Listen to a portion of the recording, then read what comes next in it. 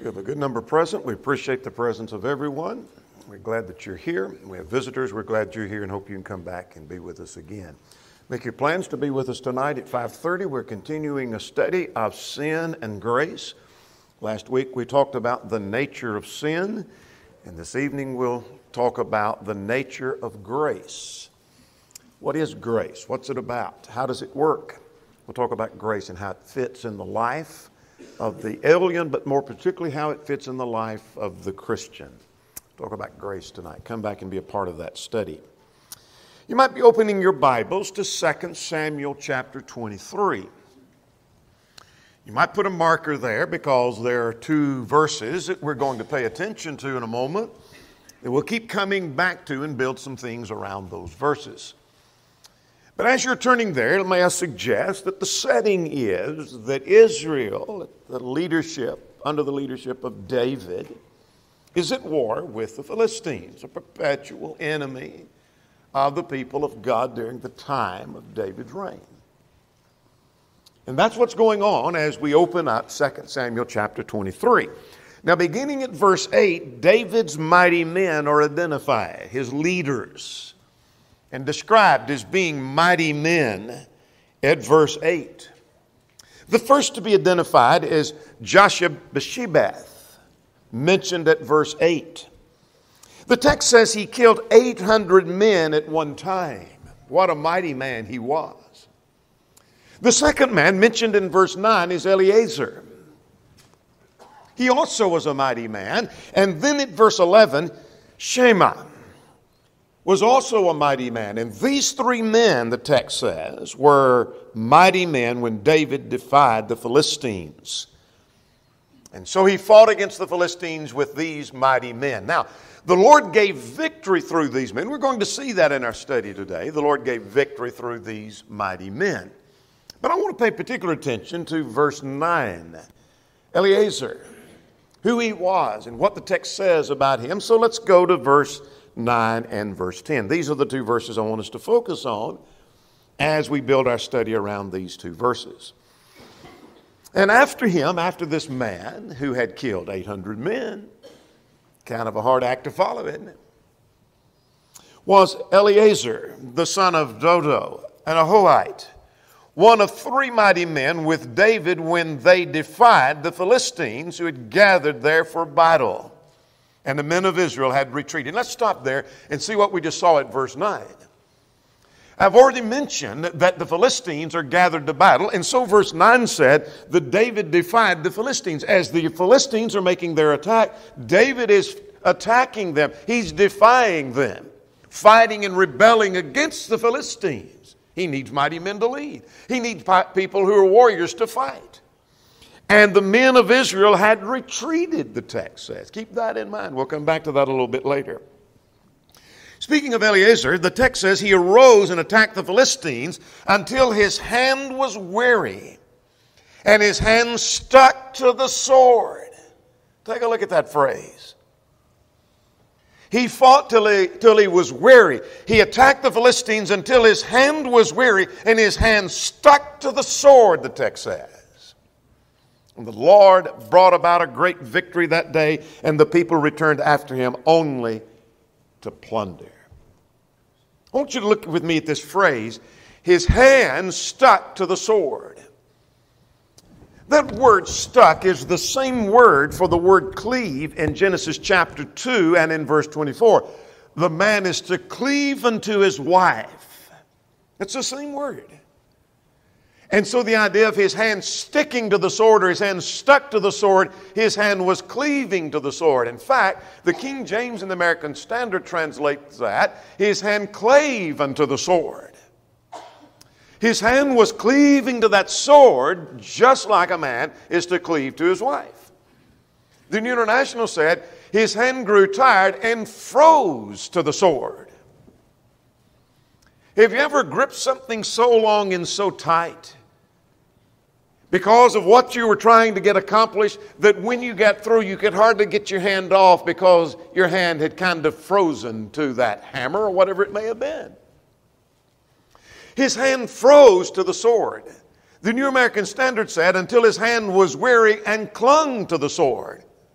He's cleaving to the sword, freezing to the sword. He's stuck to the sword. His hand cleaved to the sword, the Revised Standard says. The New Century said in his hand stuck to his sword.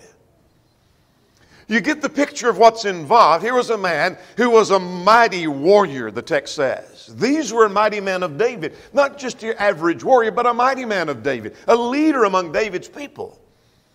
And the text says he followed this man who had killed 800 men. And he also was a mighty warrior. And he fought till he got weary, and his hand clave to the sword, the text says. That is a statement of his energy with which he fought. We don't have to be there, but if I just read the report in the newspaper, here was a man who fought till he was weary, until his hand got tired, and his hand froze to the sword. I know what I just learned from that. I learned from that. That's a statement of the energy with which he fought. What a warrior he was. It is a declaration of the zeal with which he pressed. Oh, this must have been a zealous man, because he fought till he got weary with his hand clave to the sword. It is an affirmation of his conviction with which he stood. He's standing on the side of God and his people against the Philistines. What a statement of energy, zeal, and conviction. And if only we could have the same energy and the same zeal and the same conviction that you see this man whose hand clave to the sword had. So let's talk this morning about the man whose hand clave to his sword. 2 Samuel chapter 23. We know little about this man except that he was a mighty warrior of David. The text says his hand clave to the sword. Would that describe you? If we were in a battle with the Philistines, would you be one who fought till you were weary because your hand clave to the sword? Would someone describe it? His hand froze to the sword. What a mighty man this was. Let's look at some things we learned from this. I see in this the story of the power of individual energy. I see the story of the power of individual energy. The circumstance was that the rest were doing very little. The rest of the people were doing very little according to the text. Let's go back to our text, if you will. Let's go back to 2 Samuel chapter 23. And I want you to notice with me in 2 Samuel 23 and in verse 9. They were set for battle, the text says. Notice at verse 9, they're set for battle. Verse 9 says that he was one of the three mighty men when they defied the Philistines who were gathered there for battle. This was not sitting around saying, you know what, we may have a conflict to arise at some time and I want to be ready, or I don't think I want to go out and fight. But this is in the middle of a battle. They are in the middle of a fight. And the circumstance is they're set for battle and there's a crying need for someone to do some fighting. I want you to notice that the rest of the men, according to verse 9, in the end of verse 9, that the men of Israel had retreated. So the circumstance is the rest were doing very little. And yet we have in this man Eleazar a man who was of individual character. What do we mean by that? He acted on his own. He was a man of individual character. What we mean by that is he knew himself and he knew his God. He knew which side was the right side. He didn't get lost in the mass, doing what everyone else might have done. He didn't look to see where the crowd was going. The rest of the crowd is retreating. I think I'll retreat too. That's not what he did. He didn't run because they ran. He thought for himself and he acted for himself. Here is the principle of individual energy. But let's go further developing that. Let's go in our Bibles to Romans chapter 12. And in chapter 14 and in verse 12. Romans 14 and in verse 12. He understood personal responsibility. He was a man who understood personal responsibility. That we're not just responsible as a group of the nation of Israel. And if Israel is retreating, then I guess I'll have to retreat with them. But he understood, he stood for himself. Look at Romans 14 and in verse 12. So then each of us shall give an account of himself to God. See, what that text is telling me is you'll give an account for whether you lived in harmony with your judgment and in harmony with what you thought to be right and your conscience, which is what Romans 14 is about. And I'll have to give an account for how I've lived in harmony with the same for myself. Each one of us have personal responsibility. We cannot operate nor can we serve by proxy. What do we mean by that? You can't operate through a group. You can't operate through someone else. For example, we can't employ others to do our task. You say we have a responsibility to teach the world. The Great Commission is given to us. And you're right about that. But someone says, I tell you what we do. We hire ministers and elders and deacons and teachers to take care of that. I don't have any responsibility then. You're trying to operate through proxy. It doesn't work that way. We can't hire a daycare center to raise my children for me so that they do the instruction, they do the teaching, they do the training. I can't do that because God placed a responsibility upon me. We must do things for ourselves. You must study for yourself. The preacher doesn't do the studying for you. The Bible class teacher can't do your studying for you. You must do your praying yourself and your worship yourself. You can't sit back during worship and say, I'm going to let everyone else sing for me because they're better at that than me. I'm going to operate by proxy through them. Oh, you must grab your sword and cling to your sword with your hand until your hand freezes to the sword. And sing for yourself. Worship for yourself. We must serve ourselves, for ourselves, and rear our children for ourselves. I want you to take notice of the context of verses 9 and 10. Nothing is said in this context about Eliezer wasting time rebuking or shouting at others for their failure. Maybe he did, but it's not mentioned in the text. Nothing is said about that in the text. He grabbed a sword and started fighting until he became weary. The sword had frozen in his hand. Still developing the idea of the individual energy, I want you to notice he assessed a need and he took action. Here was a man who assessed a need and he took action. Perhaps you're like Eliezer. I can look around and see things that are lacking and those who are failing. And what we need to do is to focus more on the need and the work to be done than perhaps the failure of others. Here's something needs to be done. I'm going to get busy and I'm going to do that. I want you to see also that the failure of the rest meant more fell upon him. Go back to verse 9. And Israel had retreated. The rest are retreating, but he grabs a sword and decides he needs to fight. That means more falls upon him. Someone has to take up the slack, and he thought that. And so he does it. I want you to take note of the fact that if you see others are lacking, you need to step up to the plate yourself. You might look around and see some things that are lacking. If you look around and you see some other people are worldly, then you take up the slack and you become spiritual yourself. You took a look around and you see others are sleeping spiritually. They're not alert to what's going on. Well, then you need to make yourself awake. Take up the slack. You may look around and find others are lax and not as strong as they ought to be, not as diligent as they ought to be. Take up the slack and you be strong yourself. You may find some things that others can't do. Well, then you get busy and do what you can, and you may take up some of the slack. If others don't know what they need to know, you make sure you know what you need to know. You see, that's the kind of man Eliezer was. He grabbed a sword, and his hand clave to the sword. He's trying to do what others may not be willing to do. May I also suggest to you that if others didn't have zeal like he had, you see, the fact that he's holding the sword until his hand froze to the sword tells me he had great zeal with which he fought. But if others didn't have that same zeal, they're not going to be any help. In some ways, he's better off without them. They're going to get in his way. In fact, in such a fight, you are better to have people who have kindred spirit than someone who doesn't share the same zeal. Can you imagine going out to fight? And here's a man trying to fight with his hand clave to his sword, with energy and with vigor and vitality, and then here comes along some helpers that are not any help at all. And perhaps the occasion would be much as it is today. Some can hinder the work more than they help. Are you contributing to the fight spiritually? We're not fighting a literal battle, but are you contributing more to the fight, or you're a hindrance to the fight? Is somebody having to try to give you a little zeal? Or do you have plenty of zeal for yourself?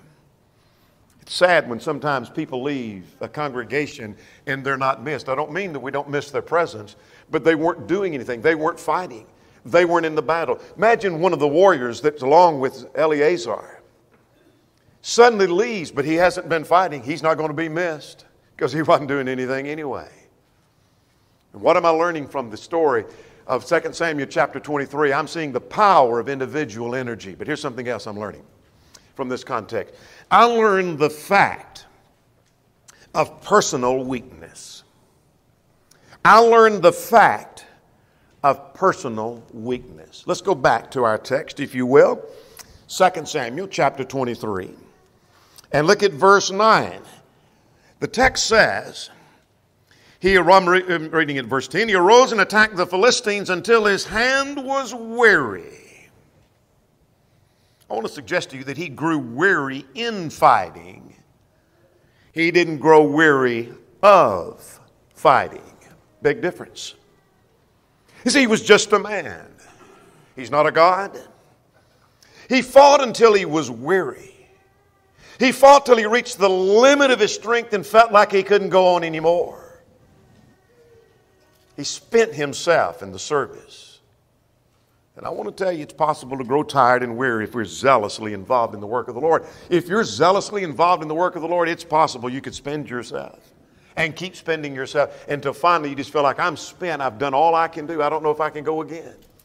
I don't know if I can go any further. We raise the question, why? Look at verse 10 again. That his hand grew weary. Why did his hand grow weary? Well, it may be the enormous number of the enemy. Meaning he had so much to do. Not maybe having one person to kill or two people to kill. Remember, the man before him had killed 800.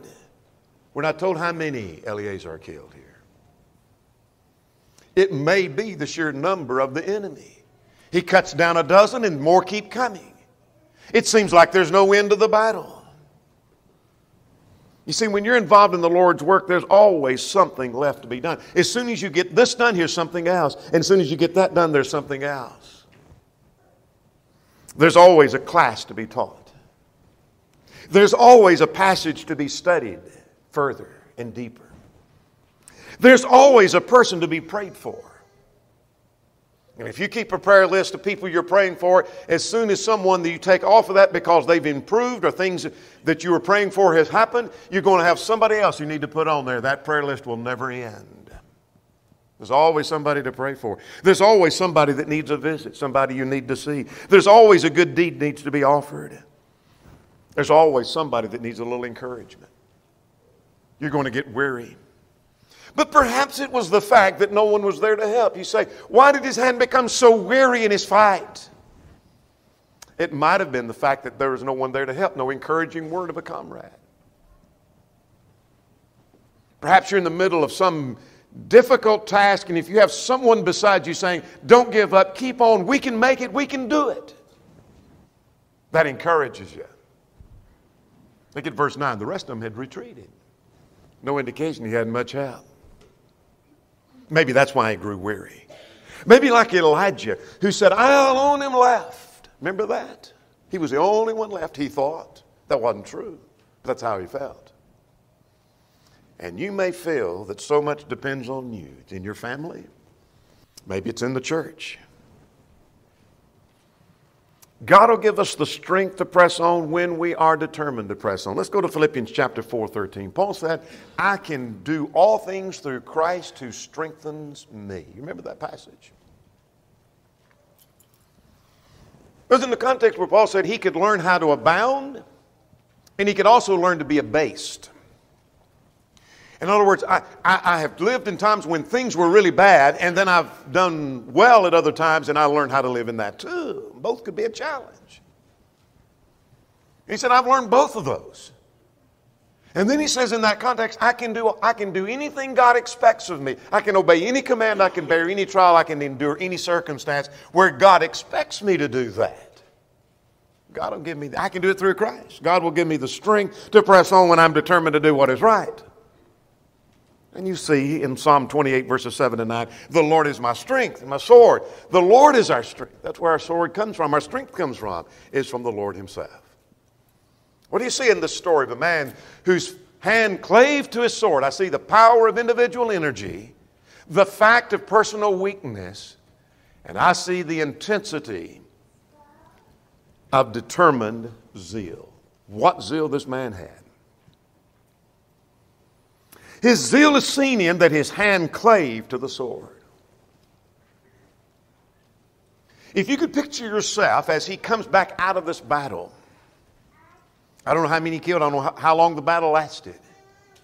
And you want to help him and assist him, and you may be the one to help get his hand off of that sword. His hand is frozen to the sword. You can hardly get the sword away from him because his hand is so frozen to the sword. Oh, what zeal he had.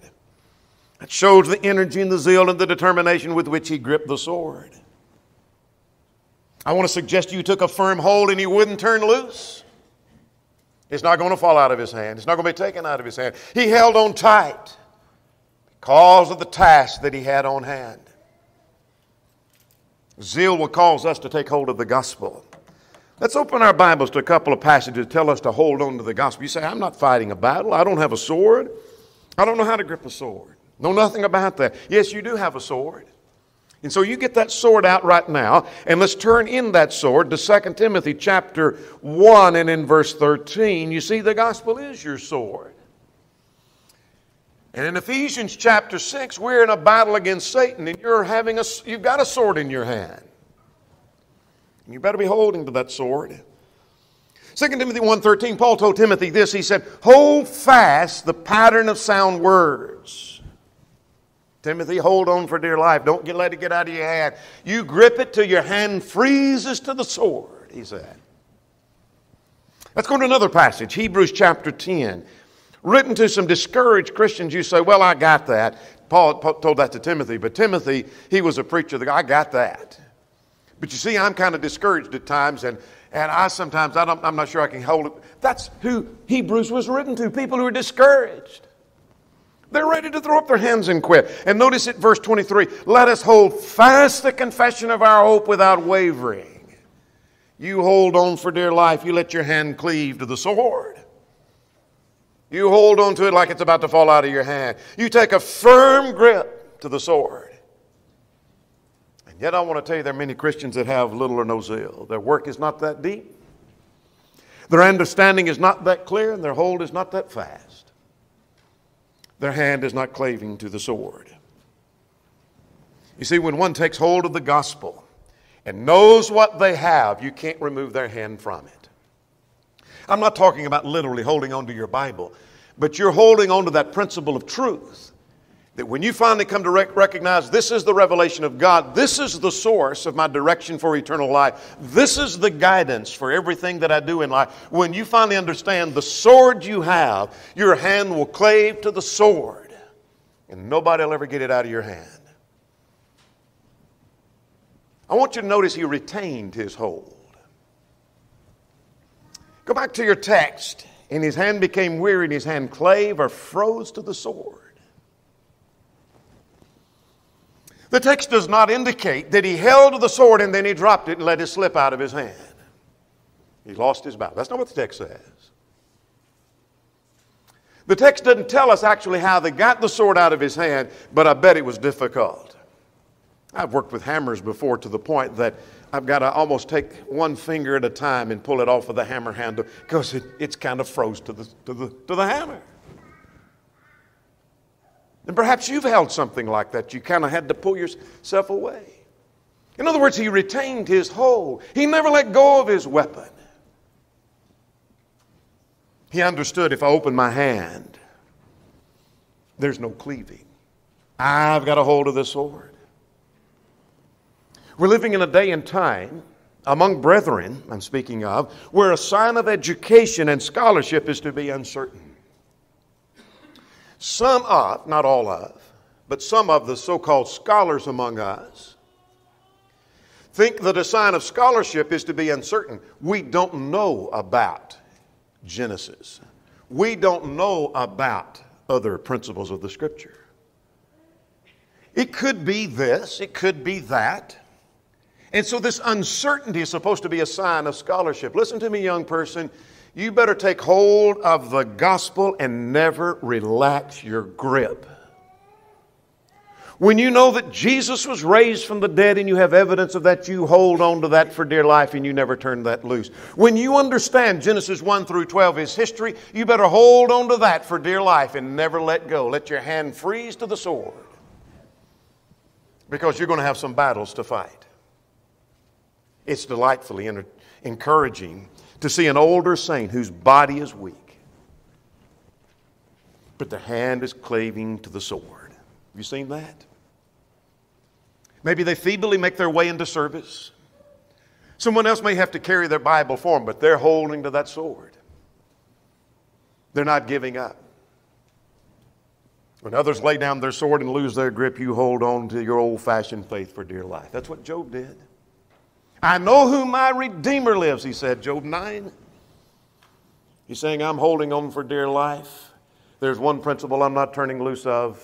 I know it to be true, and I'm not giving up. You hold on for dear life. But here's something else I'm learning from this story. I see the power of individual energy, the fact of personal weakness, intensity of determined zeal. And I see the victory of divine help in this story. Let's go back to our text now. I said put a marker there and keep coming back. Let's go back to verse 10. Remember, just after his hand stuck to the sword, remember that? The Lord brought about a great victory that day. In the context of his hand cleaving to the sword, the Lord brought about a great victory that day. Victory was not won without Eleazar. The text is mentioning him as being in the battle, but it was not won by him either. What do I mean by that? He didn't hold to the idea, the Lord doesn't need me. The Lord don't need me. The Lord can win this battle without me. He didn't hold to that idea. Do you kind of think that way? The Lord can get his work done without me. He doesn't need me. So I'm not going to fight. I'm not going to get involved. I'm not going to participate. He didn't hold to the idea that someone else can do that, and they will do that. Oh, somebody needs to grab their sword and go out and fight the Philistines. But somebody else can do that. I'm not the only mighty man. There's other mighty men. He didn't do that either. He didn't hold to the idea that I can't do this alone, so I'm not even going to try. What a battle. Everybody else is retreating, and you expect me to go in? I'm not going to start. He didn't buy into that concept. He allowed himself to become a tool of God. And you might need to allow yourself to become a tool of God. You may be the only one in your family standing for what's right. You say, I can't do it by myself. You may have to. You may have to. You may be the only one in some other area that's standing for what's right. And you say, I can't do it by myself. You may have to. Eleazar did. The Lord brought about a great victory that day. Eleazar acted as if all depended upon him. But he looked to God as if all depended upon God. Shouldn't you do the same? One writer said this, said, trust in God but keep your powder dry, talking about prayer. The idea is you don't pray to God and then do nothing. You pray to God and as if it all depends upon God, and then you do whatever God would expect you to do. You keep your powder dry. Let's focus on this more in our study this evening. But in Joshua chapter 6, Israel trusted in God in the conquest. In other words, we're going to have victory. We're going into this conquest. We're going to take Jericho. They recognized that in taking Jericho, the land was a gift, Joshua 6 in verse 2, but they responded and acted nonetheless, as if it all depended on them. They marched around the city as they were told, verses 3 through 6. And then finally, here's a man whose sword clave to his hand. And what do I learn from that? I see in this a lesson of encouragement to the weak.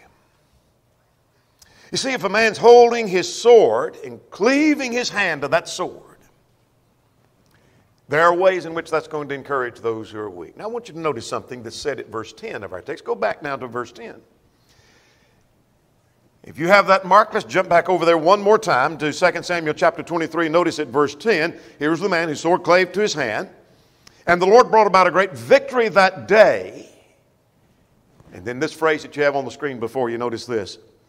And the people returned after him only to plunder. Isn't that interesting? You see, that's those people at verse 9 who were retreating. Eleazar's action and success benefited other people. Well, it benefited him, all right, but it benefited other people as well. See, they benefited from his zeal and his enthusiasm and his dedication. I want to suggest to you that he didn't claim all the spoil for himself. They too took of the spoil. You see, people are retreating, but he goes in and he fights. And a mighty victory takes place. They come back and take of the spoil. Apparently, they were not as strong and as determined and as zealous as was Eleazar. But they benefited nonetheless. You see, his action and success brought others back. That's interesting. They turned around. Those that had been retreating, verse 9, have turned around. There's no reason to return had Eleazar not taken his action that he did. In other words, they're retreating and they look back and say, well, Eleazar's coming with us. I think we'll turn around and go back. No, they're not going to do that. They turned back because he didn't turn back. Because of his zeal, his enthusiasm, and his dedication. I want to suggest to you that your example and your zeal just might be what turns around a great number in Israel. You say, I think the rest of them are going in the wrong direction. All right, let them go. You turn around with the sword clave in your hand and you fight for what's right. And they may turn because of your zeal, because of your dedication, because of your devotion. You may cause someone else to turn around. This text tells us about a man whose sword, whose hand clave to his sword. Isn't that interesting? Froze, the New International says, to his sword. His hand was froze to the sword. I see zeal. I see enthusiasm. I see dedication. I see energy. So what have we seen? I see the power of individual energy. I see the fact of personal weakness. I see the intensity of determined zeal, the victory of divine help, and the encouragement to the weak. What lessons we learn from a man who went out on his own and was determined to do what was right. Is that you? Does that describe you?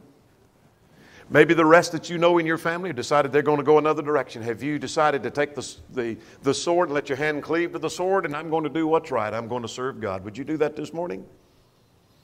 Would you come believing that Jesus is the Christ, the Son of the living God? Would you repent of your sins, acknowledge your faith, and be buried in the waters of baptism that you might have the remission of sins? It may be there's an erring child of God who says, you know what, my hand hasn't been froze to the sword. In fact, I dropped my sword. Would you pick up your sword this morning? Come back to the Lord. Would you come repenting and acknowledging that and praying to God for your forgiveness? And then press on in your battle with your sword. Your hand freezing to that sword, pressing on in your battle. If you're subject in any way, would you come all together? We stand and while we sing.